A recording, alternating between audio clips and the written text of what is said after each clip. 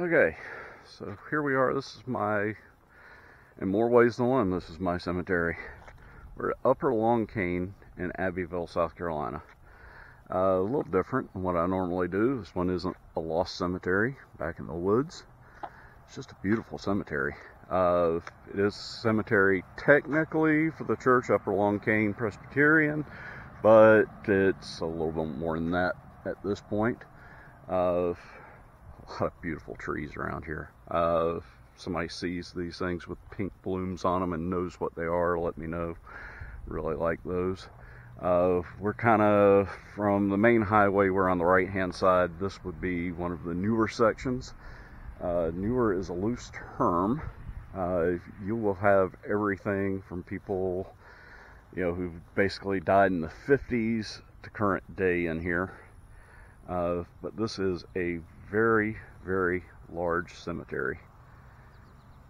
Just kind of going to do a panorama around. What you're seeing back here with the magnolias, and love the magnolias. Can't have a cemetery without a magnolia. That is the very old section. You're looking at 17 and 1800s back there. We'll get to that at the end. This right here is a flat marker section. Most everything you're going to see here is headstones, some really beautiful ones too. They keep this place up great. I mean, it's just impeccable, the maintenance on this place. Harris Funeral Home here in Abbeville handles the maintenance and everything here, and they really just do a fabulous job on it. Gonna try to do a complete walk around to this place. It is pretty big. This is the one, what do you call it, columbarium, for urn interment. So over here, still the section that I would consider one of the new ones. When I was growing up, my grandmother, grandfather, and my brother are buried here in this section. This was the new section back in the 70s. There were very few over there, but that section did exist. And yes, I actually have a marker in here. That's a story in and of itself. It's always fun to come out to a cemetery and stumble across your own grave marker, especially when you don't know it's there. Yeah, that happened. At least it didn't have a death date filled in on it. But keep kind of going here. I'm kind of at a high point of the cemetery, so I'm going to try and do one more panorama around here. And again, I want to get to all these sections to show you. Had to pull the memory card out of my dash cam because I forgot one for my GoPro. Alright, they keep coming through here. A lot of the names that are just 100% Abbeville in this area: Prince, Hawthorne, Savitz, Gordons, Botts, Wins, just a lot of names that are just big, large names in Abbeville.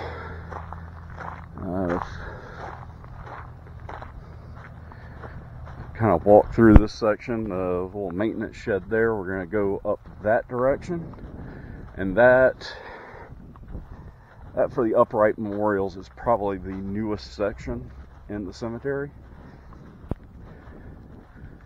See if we can mosey on up there.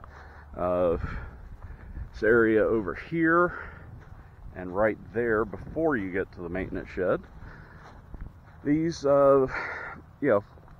mainly 40s, 50s, go back to 20s, 30s some, but, look, every now and again you pop across one in here from the 80s, 90s, even current day. So, we look right here, this Nichols grave, 49 and 38. But right up here we got a Hampton 97. So, really mixed match in here. It makes life kind of difficult when you're doing stuff for Find a Grave.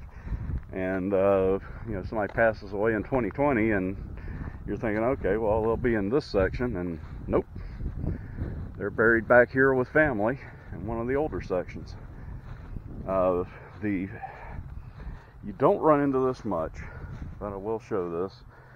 We got a broken marker here. Maybe a Fowler or something like that. Born in 1800, and the death date is knocked off of it. Rare that you see that around here. Very, very good condition. There are a fair number of unmarked graves in here, just owing from the age. Once we get up to the front section, you'll see there's a fair number of markers up there that just time has ravaged. All right, so we're going through this, and I know this section kind of looks newish. It's not. It's been here a while. This edge of it is fairly new, but as you get over there, you're back into the 40s, 50s. Behind us here is a cow pasture, and the wind is blowing towards me, and I can definitely tell by smell it is a cow pasture. Now, I've done this entire cemetery to find a grave. Everything is marked that is readable, is GPS tagged, and has a photo. So if you want to look anything up on it, go to Find a Grave, Abbeville, South Carolina, and it is, again, Upper Long Cane Cemetery. There is a Lower Long Cane, which I am going to get a video of. Don't know that I'll get it today. There's a Lower Long Cane AME church, but there's also a Lower Long Cane that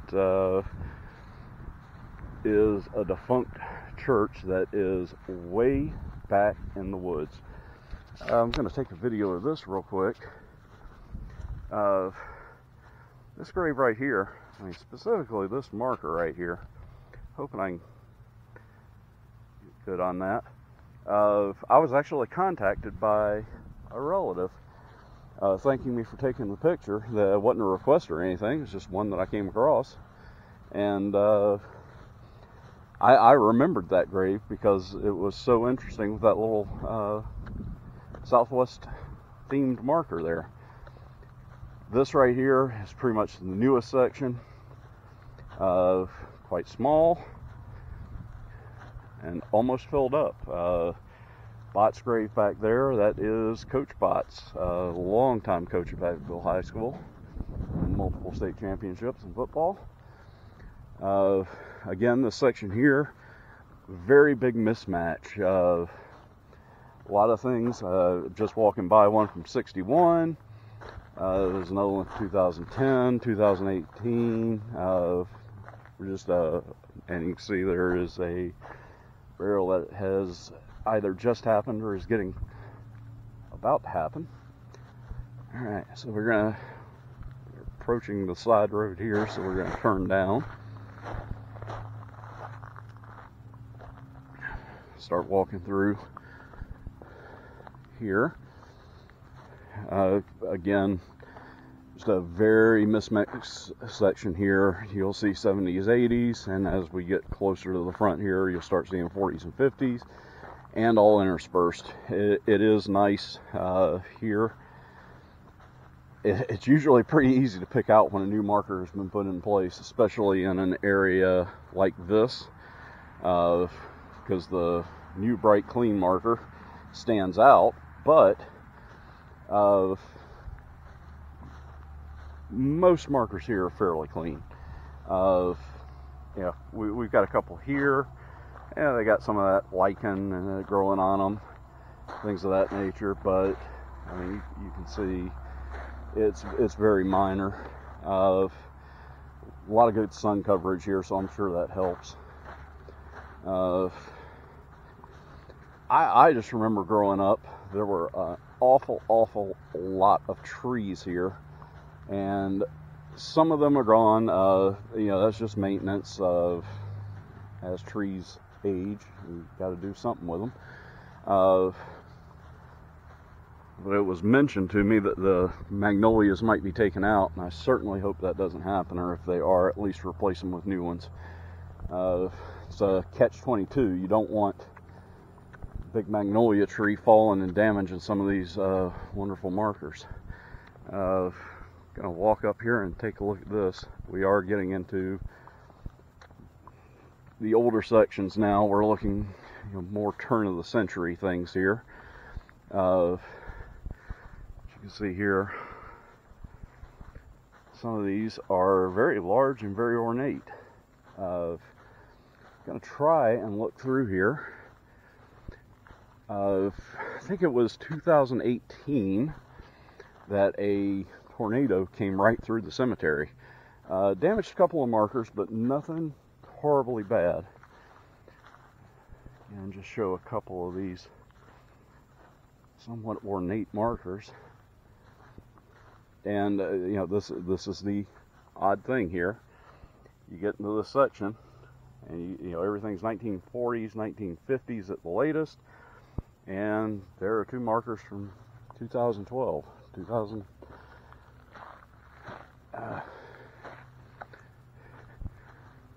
Glad to kind of get back out here and do some of these again. It's been so hot over the summer, and that was not something that I was looking to do, was come out and walking around the cemetery in 90 and 100 degree days. Oh well, there, I don't know the story behind that. But yeah, there is a well right there in the cemetery, and there is a historical marker. We'll get a look at that in a minute. Again, a lot of obelisks. You can tell kind of as you get back in the day, the different style of markers that were around here. Let's go over here and take a quick look at this historical marker.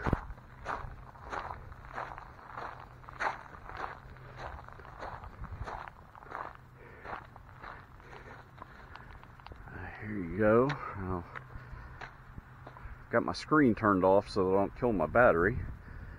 If you can't read that, the cemetery, sometimes called Upper Long Cane Cemetery, dates from 1760, includes the graves of some of the most prominent families of this area from the colonial era to the present. First marked grave is the fieldstone of John Leslie, inscribed AD 1776. Granite entrance pillars and stone wall were built in 35 as a memorial of veterans of 8 wars who were buried here. Cemetery is listed in National Register of Historic Places, 2010. And among the notables buried here are U.S. Senator, U.S. Congressman, Lieutenant Governor, Confederate General, State Senators, Representatives, Judges, Ministers, Doctors, Soldiers of Wars from the American Revolution to present. Long Cane Cemetery features many fine gravestones and monuments by noted 19th century stonecutters such as J. Hall, Thomas Walker, John William T., Robert D., and Edwin R. White. These are some of the pillars that encompass the original cemetery, and we are in the original section now. So you get markers back to the 1700s in here. Still very, very good condition for the age. Up here we have a couple of, but again, it's funny, like right here in the middle, there you got 1887, 1888, and hello, 1985. I'm going to go back there in just a moment. Civil War soldiers, a few markers that have been put up for them. Even these that have broken, the attempts have been made to put and hold them back together.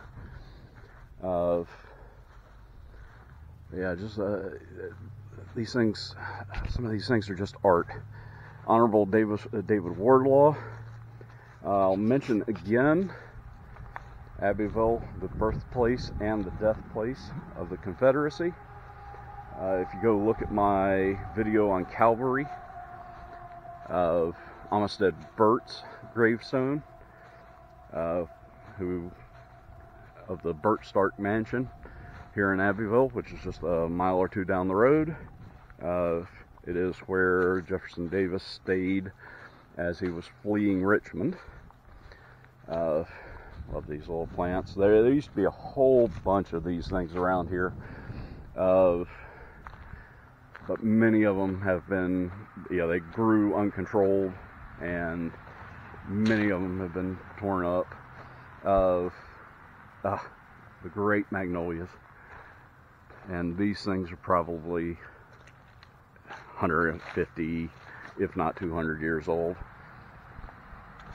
I certainly hope that if these do get cut down, that they are replaced. As was common back in the day, a lot of people had bushes planted, and you can see some of them have been taken out, again, just due to uncontrolled growth. As we get back here, again, a lot of old markers. Do have a marker here that I want to show,